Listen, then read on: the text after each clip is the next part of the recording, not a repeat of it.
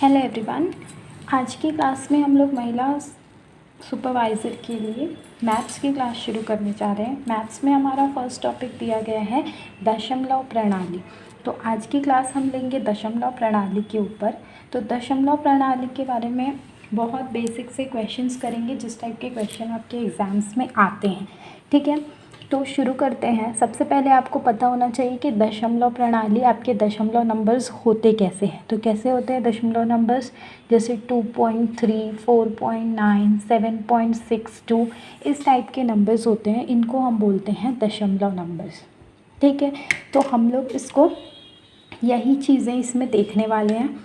इन संख्याओं का भिन्नों में परिवर्तन, इन संख्याओं का जोड़, इन संख्याओं का घटाव, इन संख्याओं का गुणा, इन संख्याओं का भाग, यही हमारा टॉपिक होगा। ठीक है, तो आज के वीडियो में हम इतनी चीज़ें क्लियर करेंगे, फिर उससे रिलेटेड क्वेश्चन करेंगे। तो सबसे फर्स्ट हम देखते हैं कि अगर आपको कोई दशमलव संख्या दी गई है और आपको उसको भिन्न संख्या में बदलना है तो आप क्या करेंगे। तो मान लो हमको दशमलव संख्या दी हुई है, ठीक है, यहाँ लिख लेते हैं दशमलव से भिन्न में परिवर्तन।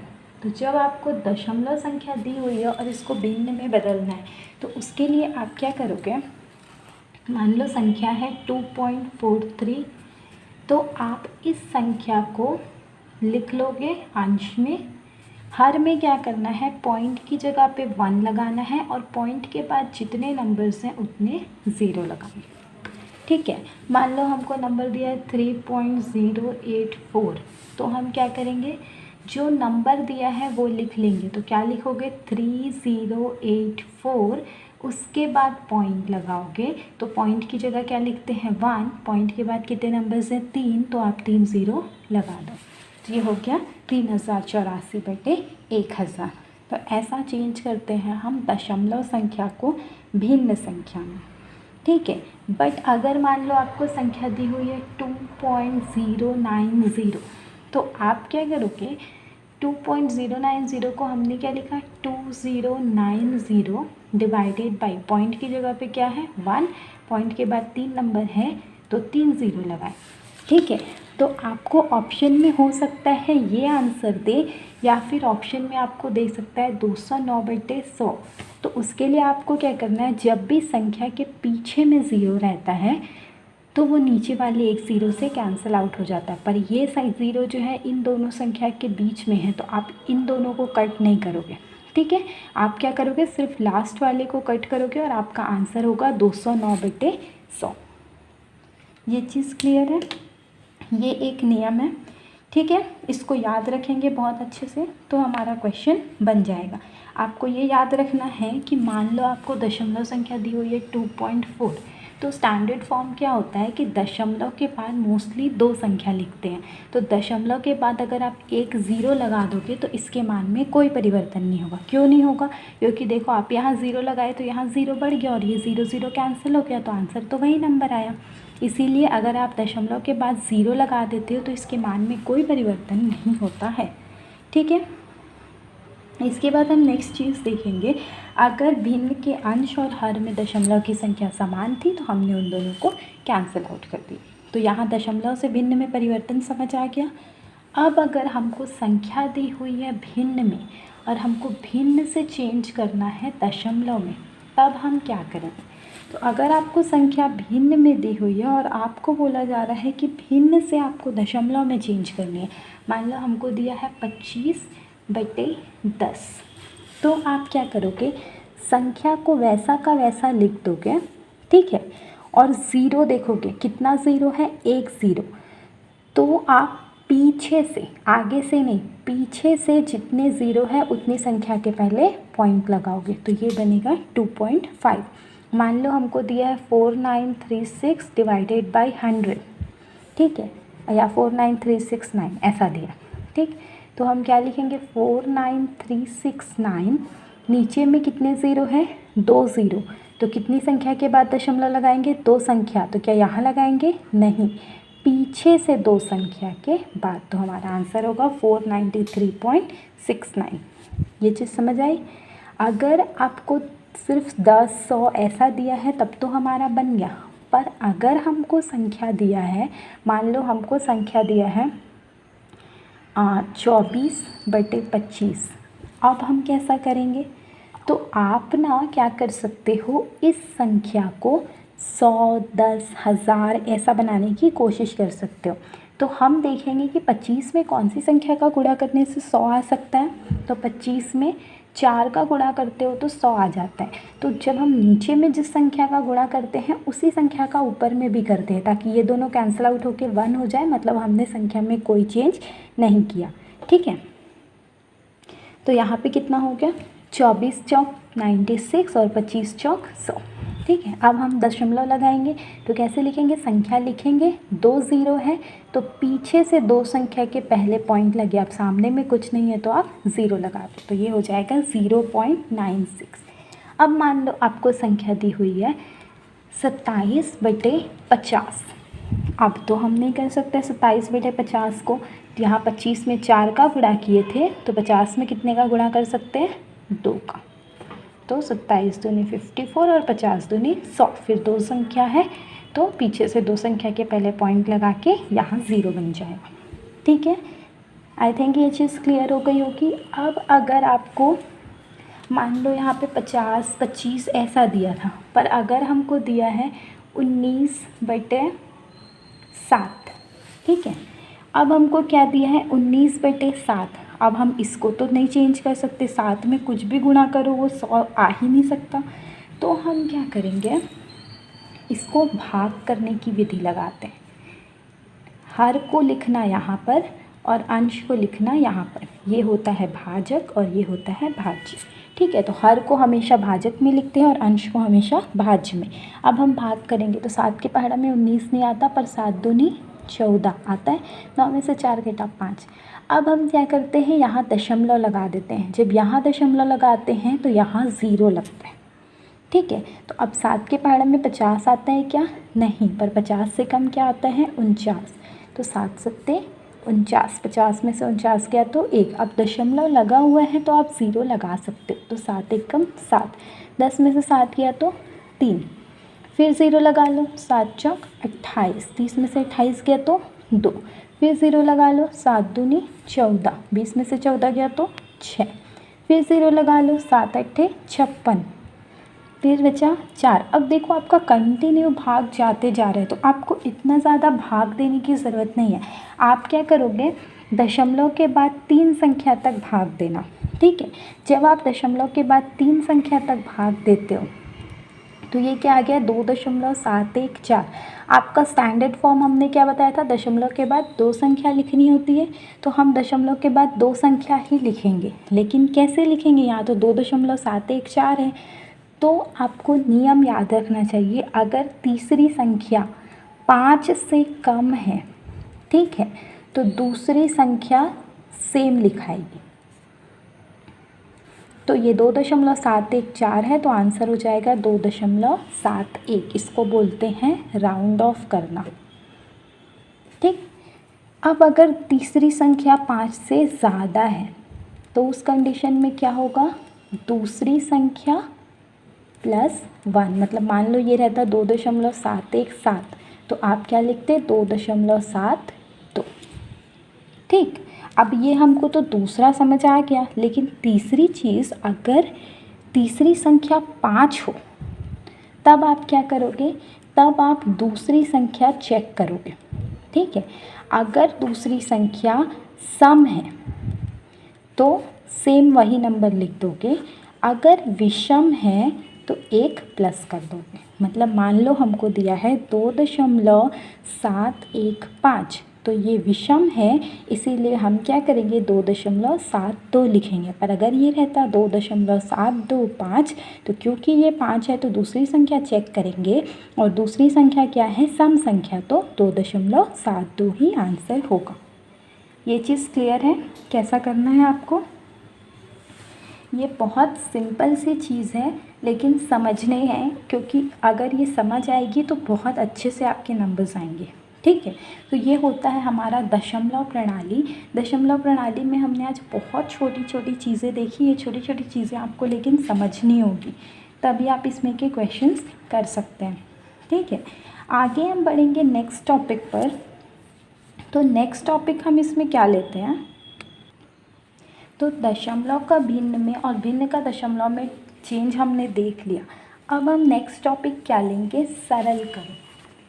सरल करो का क्वेश्चन हम लेंगे। इसमें आपको भिन्न दी हुई होगी, दशमलव भिन्न, और इसको आपको क्या करना है, सरल करना। 1.38 बटे 2.53 ऐसा क्वेश्चन अगर आपको दिया है तो आप क्या करोगे, आप इसको सिंपल सा लॉजिक लगाओ, जैसा आप चेंज करते हो ना वैसा चेंज कर दो, ज़्यादा दिमाग लगाने की ज़रूरत नहीं है।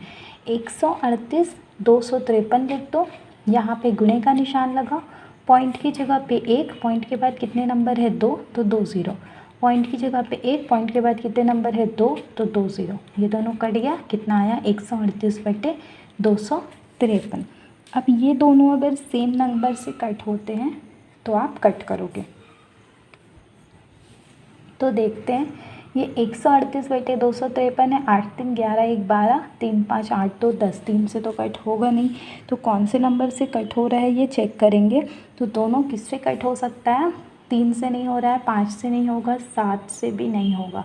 अच्छा, ये 23 से कट होगा, तो 23 छक्के 138 होता है, और ये 23 एकम 23, 2 बचा, फिर 23 एकम 23, तो 6 बटे 11 ये हो जाएगा आपका आंसर। तो ऐसा होता है भिन्न का सिंप्लीफिकेशन।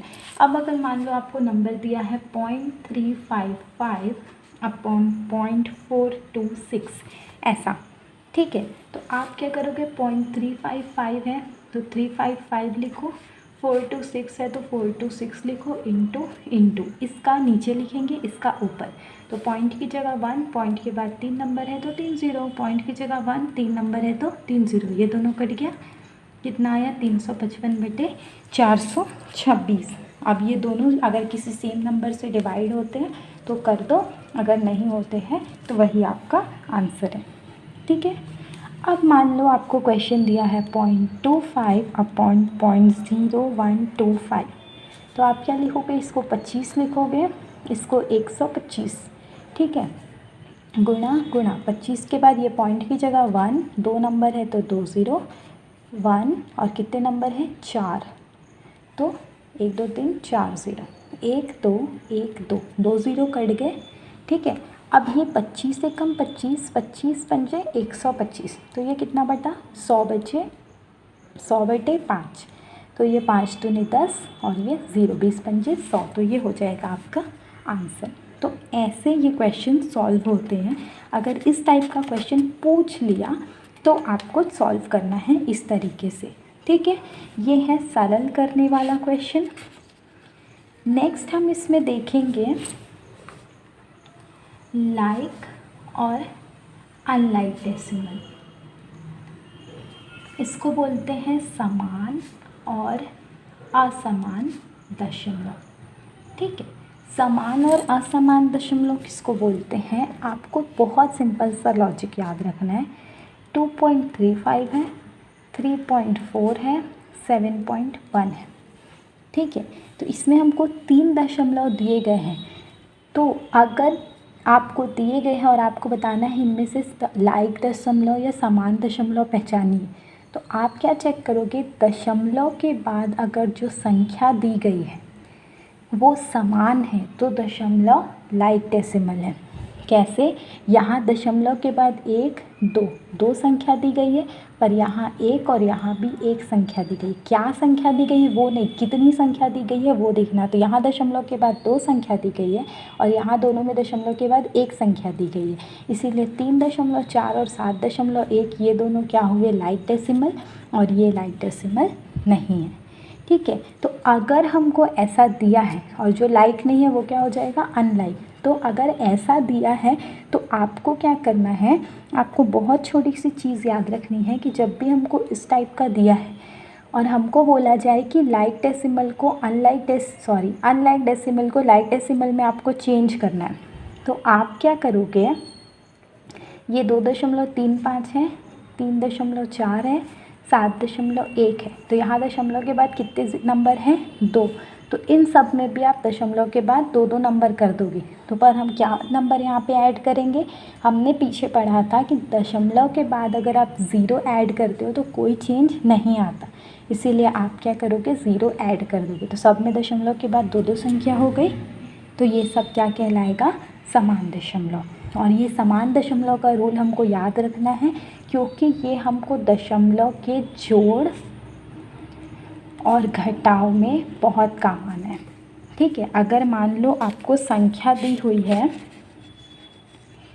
539 धन 53.9 धन 5.39।